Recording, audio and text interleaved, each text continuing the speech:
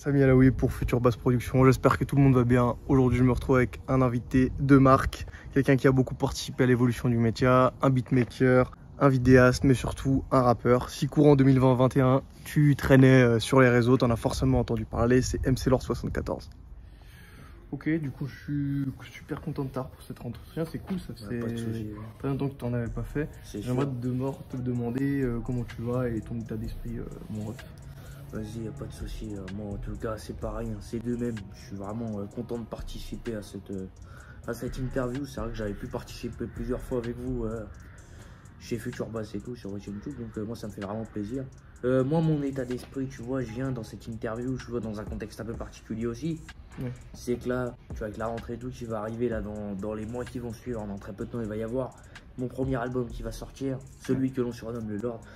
Voilà, ça fait un moment que je peaufine. Et donc, bah, c'est aussi pour ça que moi, je voulais aussi pouvoir rencontrer et tout, parce que vous êtes un média qui avait de l'influence et tout. Et donc, moi, quand même, ça m'intéresse aussi de pouvoir faire ma promotion chez vous, tu vois. Ok, donc ça fait un moment que tu n'avais pas parlé chez nous, chez moi de numéro 1. Ouais, largement, tu étais absent du web. Est-ce que tu t'étais retiré vraiment volontairement? Est-ce que c'était aussi dû à certaines embrouilles que tu avais eues sur le net à un moment donné? Ouais, totalement, je me suis retiré volontairement. Parce que bah déjà musicalement, en fait, je me suis rendu compte qu'il n'y avait aucun intérêt à être présent comme je l'étais.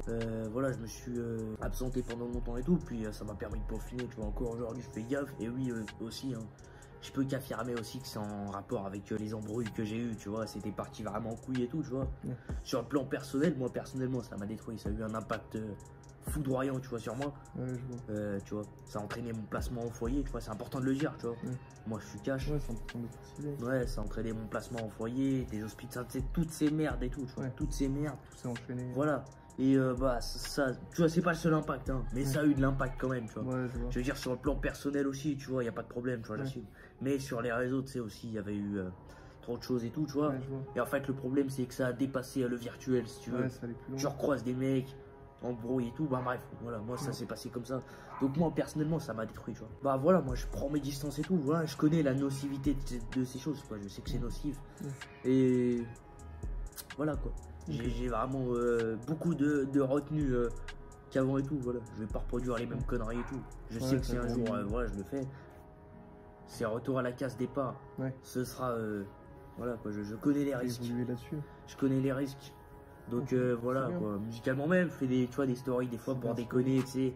Il y a un truc qui va, voilà. Mais ça va pas plus loin que ça. Ok pour ça. C'est dangereux de donner son avis et tout aussi. Ouais, bah c'est sûr, dans le monde dans lequel préciser et tout, voilà, un monde de merde un peu. C'est ça, c'est ça. Ouais. Du coup, en effet, tu en as parlé dans plusieurs titres, dont un certain. Un morceau qui m'a particulièrement marqué, on ressent beaucoup l'émotion quand t'en parles. C'est peut-être plus personnel comme question, mais j'aimerais te demander où est-ce que tu en es sur ton classement et tout ça. Où est-ce que j'en suis? Bah franchement, je vais te dire, alhamdoulilah, j'ai quand même une belle vie actuellement. Voilà, tu sais, je suis toujours voilà, placé, mais c'est plus les mêmes placements. Moi aujourd'hui, tu vois, j'ai la chance, tu vois, d'avoir ce qu'on appelle un 1 pour 1, tu vois. C'est-à-dire, je suis avec un éduc. Je suis tout seul, tu vois, je suis dans un appart sur les hauteurs d'Annecy, tu sais. Voilà, parce que si tu veux, et pour tout le monde, hein, pour tout le monde, c'est ça qui est destructif dans les placements aussi, c'est d'être avec 15 jeunes. Forcément, tu vis avec 15 jeunes, la plupart c'est des têtes de con, tu vois, donc forcément, tu vois. Franchement, voilà, moi de toute façon, je garde mon objectif c'est de rentrer chez moi. Et franchement, bah, je suis sur la bonne voie, tu vois. Franchement, moi, tu vois, je suis chez ma famille, je vais voir ma mère, je vais voir mon beau-père, tu sais. C'est l'important pour moi, tu vois. Ouais, c'est sûr. Voilà. Je reprends un train de vie comme ça et j'aurais pas pu reprendre ce train de vie voilà, dans un foyer avec 15 gars et tout. C'est bien, on est content de le savoir. C'est bien pour toi. C'est sûr. Il y a un titre qui n'est pas encore sorti mais que tu m'as fait écouter un petit peu hors caméra. C'est La Parole d'un révolté qui critique beaucoup le traitement dans les HP. J'ai l'impression que tu en parles pas seulement sur le plan personnel. Est-ce que par ton expérience, tu peux nous affirmer que c'est un problème qui touche beaucoup d'autres personnes et ce qui se passe là-bas? Totalement, totalement. Moi, je peux te l'affirmer. Ouais, c'est un truc, tu vois, dans mon projet qui va revenir régulièrement parce que c'est quelque chose qui m'a marqué, tu vois. J'ai passé une bonne partie de mes dernières années dans les HP. Et moi, je peux t'affirmer que déjà, ça n'a aucun aide, tu vois. T'es enfermé, coupé du monde. Et moi, je peux t'affirmer, tu vois, que j'en garde des séquelles et que les gens que je connais, que je fréquente, qui étaient là-bas, ils en gardent des séquelles, notamment de la surmédicamentation. Tu vois, pour moi, je peux te parler, tu vois, de l'hôpital, de l'HP où j'ai le plus été, clinique des Vallées et tout, c'est de la surmédicamentation. C'est vraiment une prison de médicaments à mes yeux. Voilà.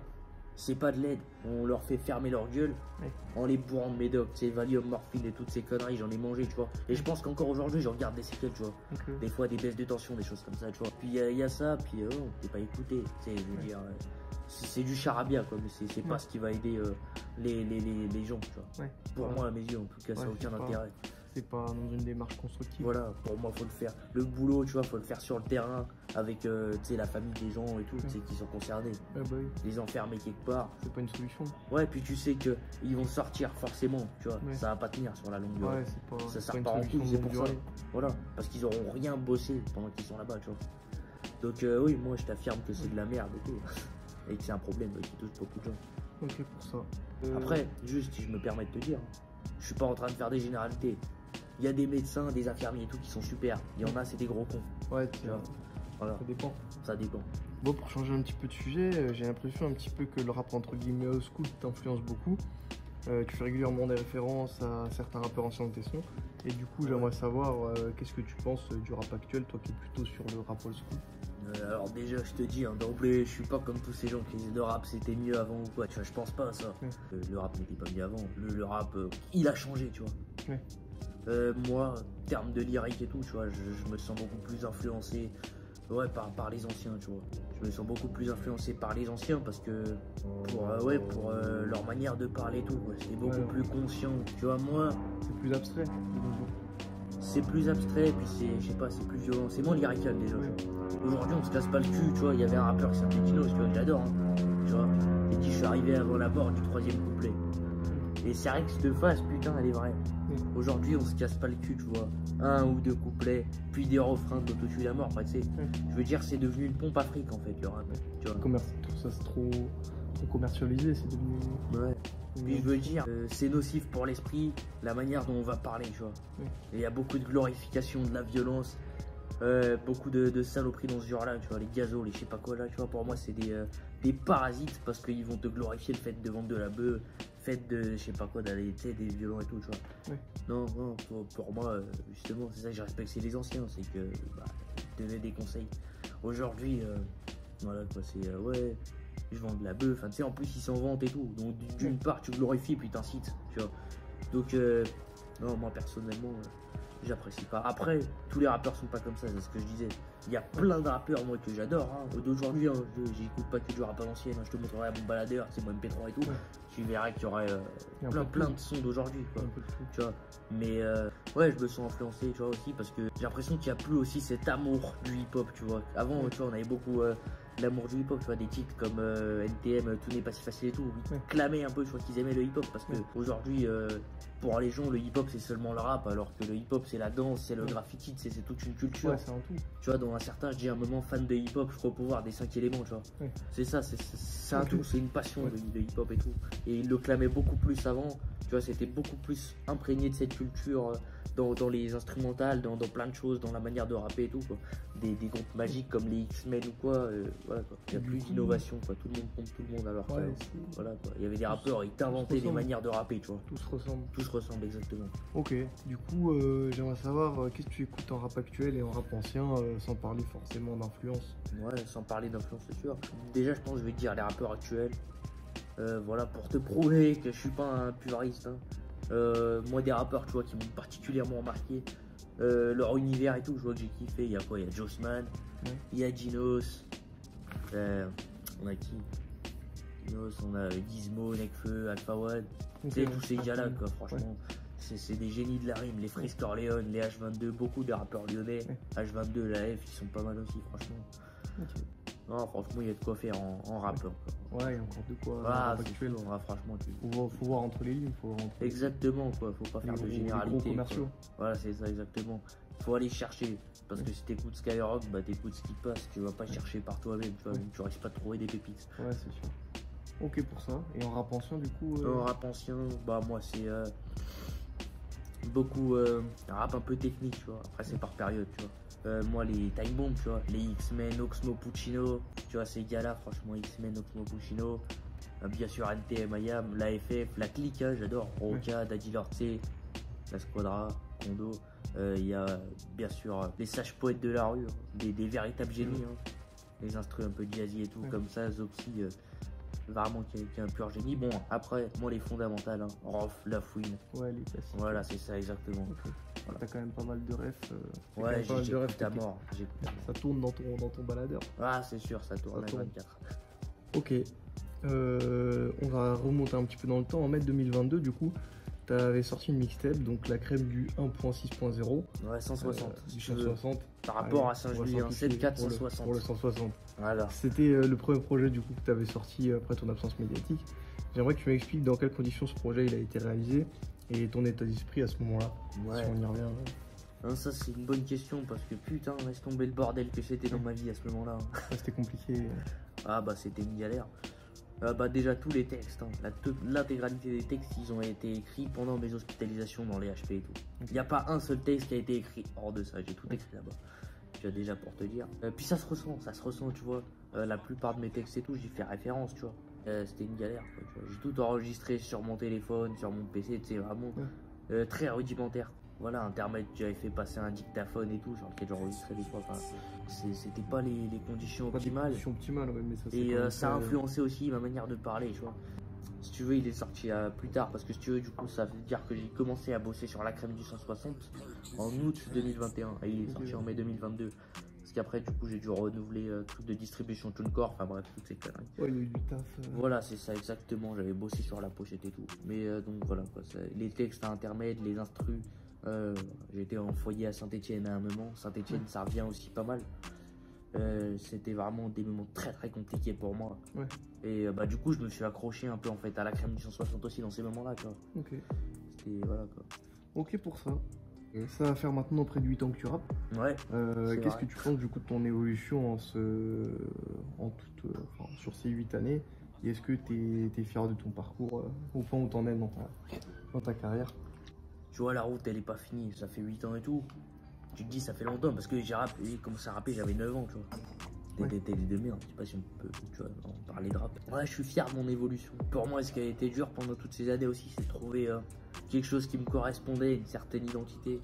Moi, j'ai toujours, depuis que je suis gamin, depuis que j'ai commencé à rapper, en fait, j'ai toujours dit que je voulais pas faire comme les autres, tu vois. Ouais. Ça, c'est vraiment ma mentalité, quoi. Je voulais faire quelque chose de nouveau.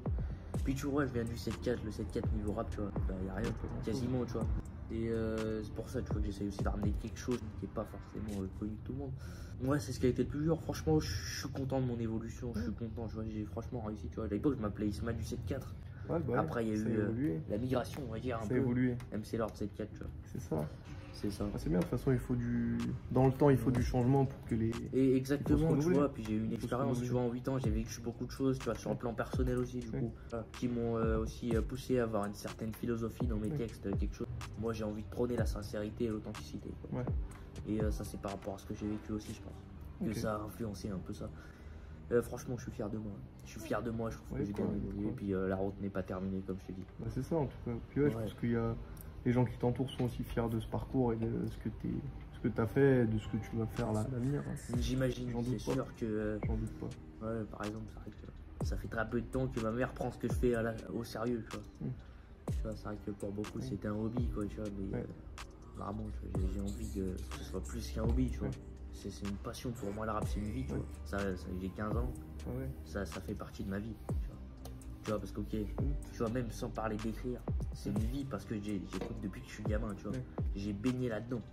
Ouais, d'emblée, ça a toujours été... tu vois, depuis que je suis petit et tout, tu vois, je baignais là-dedans. Ça a toujours été pour te dire, personne écoutait. Dans mon école, c'est que j'étais en primaire et tout, personne connaissait le rap. Tu vois. Nous aussi, on est vraiment éloignés de ça, en Haute-Savoie, tu vois. En tout cas, c'est arrivé il y a très peu de temps, tu vois, le rap. C'est sûr. Ouais. Ok, bah du coup on a pas mal parlé du passé, mais on va revenir un petit peu au présent. Du coup, comme tu le disais au début de cette interview, là on est dans un contexte un petit peu spécial. Tu t'apprêtes à sortir du coup ton premier album, celui que l'on surnomme le Lord. Et du coup j'ai quelques questions à te poser là-dessus. Il n'y a pas de souci. Donc depuis combien de temps est-ce que tu travailles dessus? Depuis 1 an et demi ça va faire. 1 an et demi, voilà. Donc, travail quand même.